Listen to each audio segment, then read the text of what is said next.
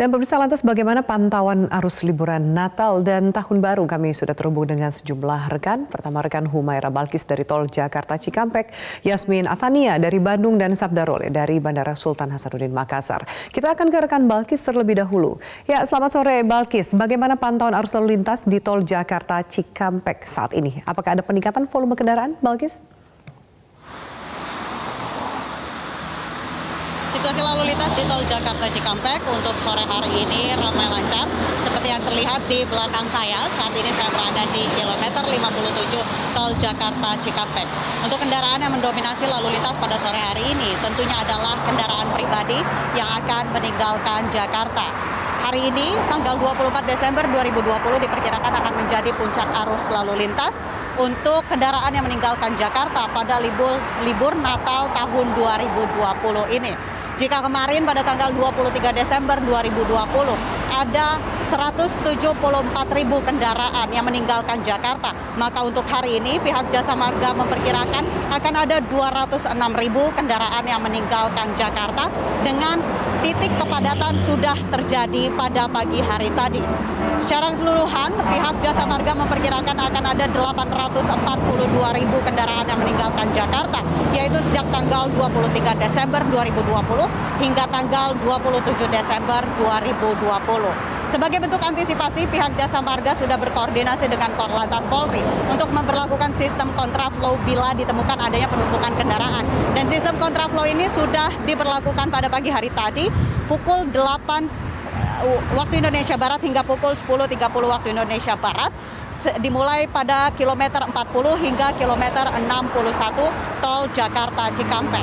Pihak Jasa Marga terus menghimbau pengguna jalan tol untuk tetap menerapkan protokol kesehatan yang ketat di masa pandemi COVID-19 ini, khususnya ketika berada di rest area, yang mana pihak Jasa Marga hanya memberlakukan half capacity atau kapasitas 50% pada rest area yang ada di sepanjang jalan tol Jakarta Cikampek. Afiani. Baik, Bagus. Terima kasih atas informasinya, dan sekarang kita beralih ke Bandung. Sudah ada Yasmin. Yasmin, seperti apa pantauan terbaru Anda terkait kondisi lalu lintas di sekitaran gerbang tol Paster, dan kapan puncak arus kendaraan di libur Natal Tahun Baru akan terjadi di sana? Ya, Afi dan juga pemirsa, hingga saat ini kondisi arus lalu lintas di gerbang tol Paster masih terpantau normal. Berdasarkan pantauan kami sejak siang tadi hingga saat ini belum terlihat adanya penumpukan atau kepadatan kendaraan di sekitar gerbang tol Paster yang hendak keluar dari gerbang tol Paster ini menuju arah kota Bandung. Padahal dari pihak Jasa Marga sendiri telah mempersiapkan berbagai antisipasi untuk mengurai kepadatan, yakni adalah penambahan lajur gardu, di mana normalnya ada 8 gardu yang beroperasi, saat ini menjadi 11 gardu yang beroperasi.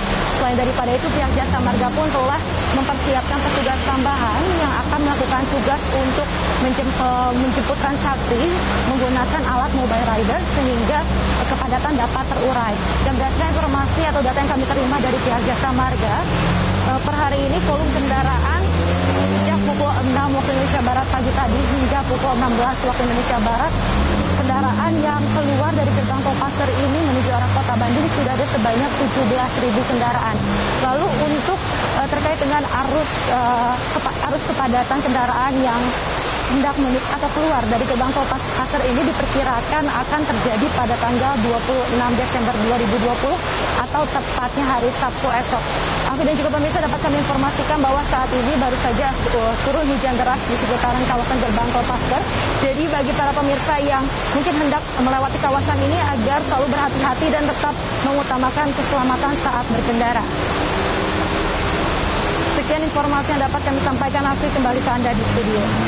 Baik, Yasmin, terima kasih atas informasinya, dan sekarang kita ke rekan Sabda Role. Sabda, berapa banyak lonjakan penumpang di Bandara Sultan Hasanuddin hingga hari ini, dan bagaimana penerapan protokol kesehatan di sana?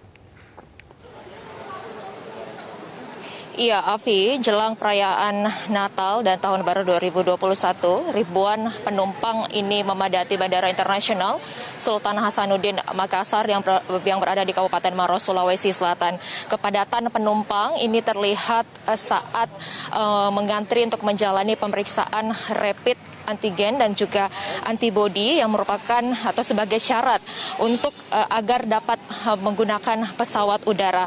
Dari data pergerakan lalu lintas Bandara Internasional Sultan Hasanuddin hingga hari ini, sehari menjelang perayaan Natal 2020, lonjakan penumpang di Bandara Sultan Hasanuddin ini sudah menembus angka 25.000 atau setara dengan peningkatan sekitar 10 sampai dengan 15% dibandingkan dengan hari sebelumnya. Tetapi, Afi, jika dibandingkan dengan tahun kemarin pada periode yang sama, jumlah ini masih terjadi penurunan sekitar 10%. Kemudian untuk rute penumpang, khususnya di terminal keberangkatan ini didominasi dari Makassar menuju ke DKI Jakarta dan juga dari Makassar menuju ke Surabaya, Jawa Timur. Kemudian melonjaknya jumlah penumpang yang terjadi di Bandara Sultan Hasanuddin ini membuat pihak Angkasa Pura I Bandara Internasional Sultan Hasanuddin ini wajib untuk menerapkan protokol kesehatan 3M secara ketat kepada seluruh penumpang dan juga petugas bandara.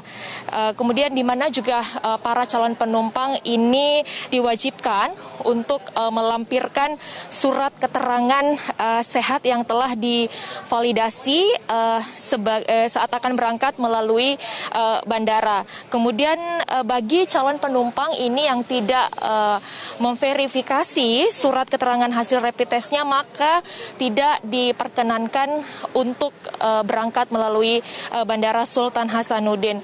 Dan untuk diketahui juga, Afi, bahwa untuk biaya rapid test antibody di bandara ini 85.000 berlaku untuk calon penumpang yang akan melakukan perjalanan dari dan luar atau antar luar Pulau Jawa, dan 175.000 berlaku untuk calon penumpang yang akan melakukan perjalanan dari dan ke bandara di Pulau Jawa.